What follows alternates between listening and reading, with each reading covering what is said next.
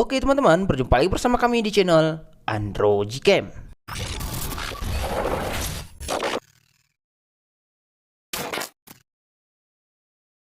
Oke teman-teman, kali ini kita akan coba mereview config untuk Gcam LMC 8.4, yaitu config iPhone Color 2026.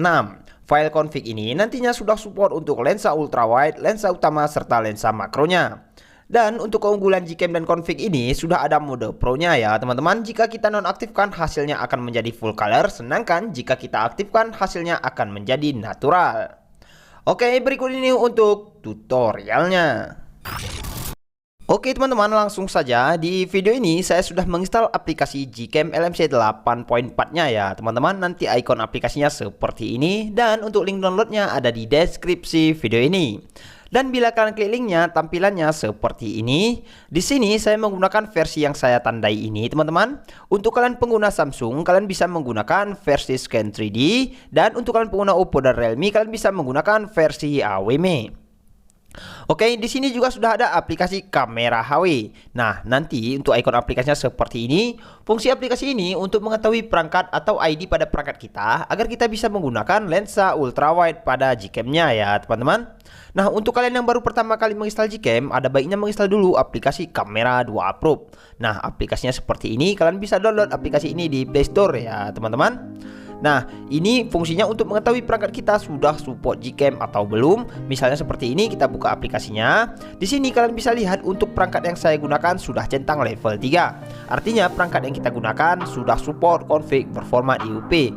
Bila yang centang level full, kita harus menggunakan config berformat JPEG. Dan bila yang centang limited, eksternal, dan yang lainnya, itu artinya untuk perangkat yang kita gunakan tidak support pada Gcam ya teman-teman. Ingat teman-teman, harus level 3 atau level full. Oke, jika sudah seperti ini langsung saja kita buka aplikasi Gcam-nya ya teman-teman. Nah, jika tampilan seperti ini langsung kita klik izinkan sampai dan selesai. Oke, ini sudah di dalam aplikasi Gcam-nya, tapi ini belum kita pasangi config. Oke, untuk tutorial cara pemesanan config-nya cukup mudah. Di sini kita pergi ke more setting terlebih dahulu. Di more setting ini kalian cari nanti opsi config setting, lalu klik lagi save setting, lalu klik yes.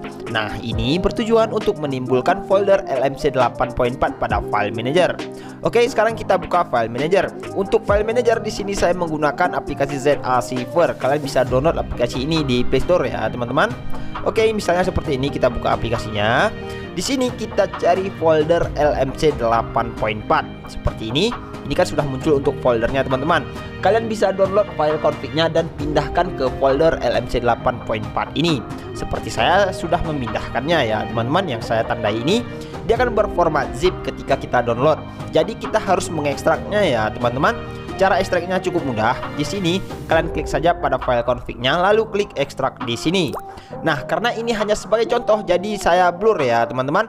Karena config ini untuk passwordnya ada di video ini, muncul di sudut kiri bawah video ya teman-teman. Jadi jangan sampai ketinggalan. Oke, jika sudah kalian pasangi passwordnya, kalian klik OK saja. Nanti bakalan muncul beberapa opsi pilihan config-nya seperti ini ya teman-teman. Ada 3 opsi di sini, format auto, JPEG, dan IUP. Oke, jika sudah seperti ini, kalian kembalikan lagi ke aplikasi Gcam-nya ya teman-teman. Nah, ini kita kembalikan ke aplikasi Gcam-nya, lalu kita kembalikan ke layar awal Gcam-nya, lalu kita tap 2 kali di sebelah tombol shutternya seperti ini, dan kita pilih file config-nya. Karena tadi saya menggunakan perangkat yang support format level 3, kita gunakan yang format IUP ya teman-teman. Nah, ini dia. Jika layarnya sudah menjadi grup lebar seperti ini artinya file config sudah berhasil kita pasang. Oke, langsung saja kita coba ya teman-teman. Di sini kalian bisa lihat saya tidak merubah settingan apapun, langsung kita tekan pada tombol shutternya. Perhatikan teman-teman sebelum di shoot dan setelah kita shoot. Oke, kita lihat hasilnya. Jadi hasilnya bakalan jadi cerah dan berwarna jernih seperti ini ya teman-teman. Kalian bisa lihat ketika saya zoom pada objek yang bergerak, untuk kedetailan gambar masih cukup baik ya teman-teman. Kalian bisa perhatikan. Nah, ini warnanya akan menjadi full color. Sedangkan untuk kalian tidak suka hasil full color, kalian bisa aktifkan untuk mode Pro-nya. Nah, ini kita akan coba bandingkan dengan aplikasi kamera bawaan pada perangkat saya teman-teman.